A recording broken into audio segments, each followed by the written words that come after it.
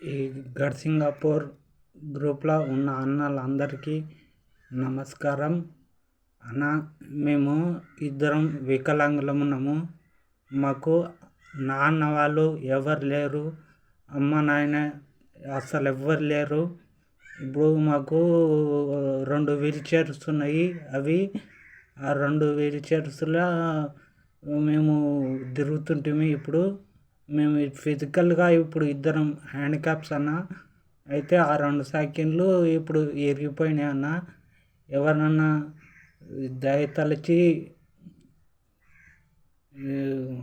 ఎవరన్నా దాతలు ఉంటే స్పందించి మాకు ఒక సైకిల్ ఇప్పించండి అన్న. ఇంతకుముందు ఇట్లనే వీడియో పెడితే ఎవరో ఒక